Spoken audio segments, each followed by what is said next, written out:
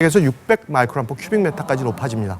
그러면 이거는 건강에 굉장히 해로울 수 있다는 건데, 차 안에 들어온 먼지는 이렇게 순환 모드라는 것을 놓고 운전하다 보면 빠져나가질 못한다는 겁니다.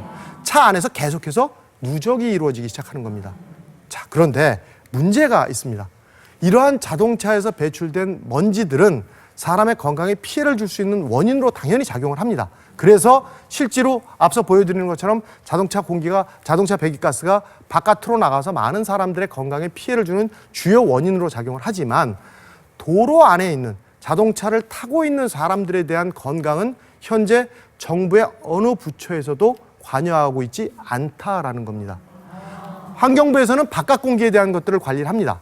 공기물 토양을 관리하지만 바깥 공기만 관리를 하지, 도로 안에 갇혀있는 사람들이 노출되는 상태에 대한 것들은 전혀 관리를 하지 않습니다. 자, 한번 여러분들이 거꾸로 한번 잘 상상을 해보십시오. 아프실 때 자동차 탑니까? 안 타십니까?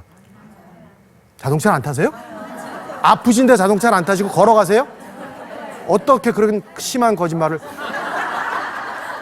아플수록 자동차를 더 탑니다. 힘이 들기 때문에 차를 타죠. 자, 차 안에 방금 산후조리원에서 아기를 안고 산모가 탑니다. 자, 이 차 안에서 이루어질 수 있는 상황들을 잘 이해를 해보시라는 겁니다. 차 안은 굉장히 쾌적해야 하는 곳입니다. 아주 약하고 건강 약자라고 이야기하는 민감군들, 어린이, 노약자, 호흡기, 순환기 계통의 질병을 갖고 있는 사람들이나 임산부와 같은 사람들이 가장 많이 이용하는 것이 차량 안입니다. 자, 그런데 잘못된 운전 습관이나 자동차의 어떤 조건에 따라서 이런 배기가스가 차 안으로 유입돼 들어온다면입니다.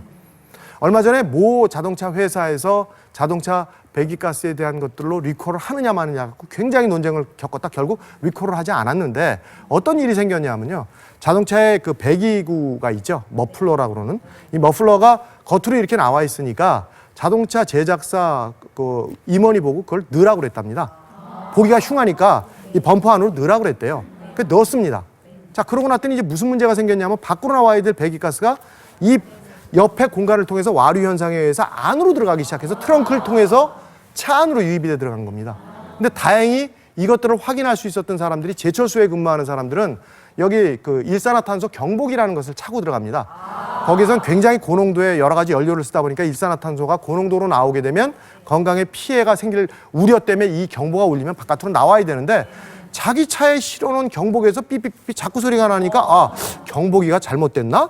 그러고선 뭐 그 자동차를 쓰는 동호인들의 홈페이지에다 이걸 올려서 얘기들을 써 올렸더니, 너도 그래? 나도 그래? 여러 사람들이 그렇다라고 증명이 되어지니까, 그럼 결국 이 자동차의 배기가스들이 차 안으로 들어가는 것이 사실일까? 그래서 정부에서 조사를 해봤더니 사실이었던 겁니다. 자, 그럼 우리는 알지도 못하고 자동차 배기가스가 내 자동차에서 KBS